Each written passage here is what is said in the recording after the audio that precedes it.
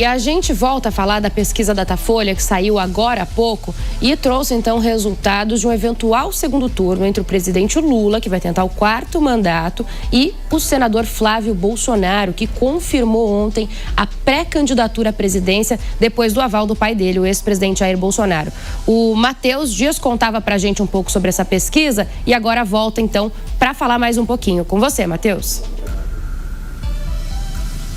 Estamos de volta então, Bia, jornalismo ao vivo é assim, né? Boa tarde de novo para você, a quem nos acompanha. Um ótimo sábado, então não se fala sobre outra coisa desde que ontem Jair Bolsonaro indicou o filho mais velho, o senador Flávio Bolsonaro, à corrida presidencial então do ano que vem. Esse ano todo, todas as expectativas eram sobre o anúncio de quem faria então essa rivalidade com o Lula pela cadeira de presidente do país. Lula que tenta o 4º mandato então, e agora Flávio Bolsonaro será o rival.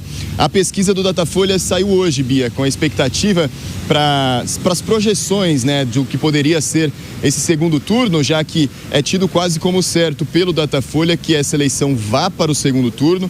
E no segundo turno, Lula ganha em larga vantagem do rival Flávio Bolsonaro por 15 pontos de diferença, mas não só ele, em todas os prognósticos ali, todos os possíveis rivais, Lula também ganharia. Isso porque a pesquisa foi feita, Bia, isso é importante frisar, na terça-feira até quinta-feira passada. Então, do dia 2 ao dia 4, o anúncio de Flávio Bolsonaro como essa pessoa que vai protagonizar a eleição pela direita foi feito ontem, na sexta-feira, um dia depois que a pesquisa tinha sido encerrada, então. Por isso, os dados ainda são apenas prognósticos. Mas o fato é que mais de 2.000 pessoas em 113 municípios foram ouvidas e, no embate principal, então, Lula e Flávio Bolsonaro, a disputa é vencida por Lula com 13 pontos de vantagem. Lula, então, venceria com 51% dos votos, enquanto Flávio Bolsonaro teria 36%. Isso ante a última pesquisa do Datafolha, era de 48% a 37%. Lula ganhou, então, cerca de 3% a mais ali nessa vantagem.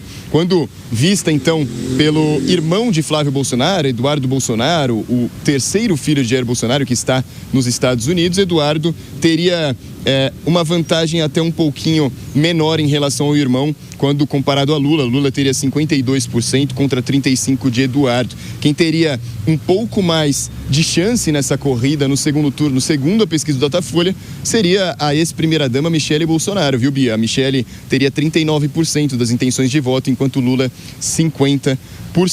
Agora, no caso dos governadores da direita, a gente fala principalmente de Tarcísio de Freitas, governador de São Paulo. Muito se falou dele durante todo o ano, que poderia ser essa pessoa escolhida para ser o sucessor de Bolsonaro na direita. Não foi o que aconteceu. Bolsonaro escolheu o filho mais velho, o senador Flávio Bolsonaro, mas Tarcísio é ainda um dos nomes cotados para encabeçar a eleição pelo Centrão, pelo Partido dos Republicanos. Então, Tarcísio tem um prognóstico um pouco melhor nessa disputa. Lula venceria mesmo assim com 47% dos votos, Tarcísio com 42%.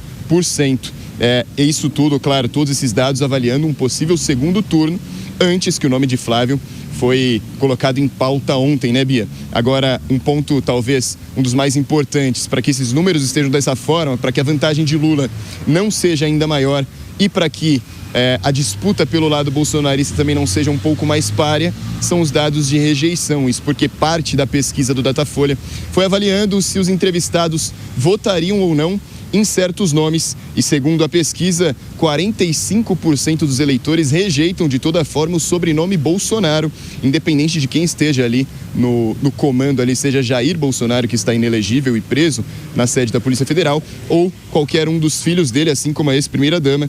No caso de Lula, também é páreo, a rejeição de Lula é 44% pelos eleitores. Agora vale lembrar, né, Bia, que isso são apenas prognósticos, tudo muda depois do anúncio de ontem. Agora que Flávio foi colocado, então, como o nome da direita, talvez os eleitores que partiriam para Michele ou para o Eduardo partam para o lado de Flávio Bolsonaro. No lado de Lula, talvez quem ainda tinha alguma dúvida sobre quem votar, agora tem certeza que os principais nomes, pelo menos divulgados até agora, sem contar Tarcísio, que ainda diz estar focado no governo do estado e na tentativa da reeleição, agora os principais nomes e a quem as pessoas vão votar em A ou B é Lula ou Flávio Bolsonaro, né, Bia?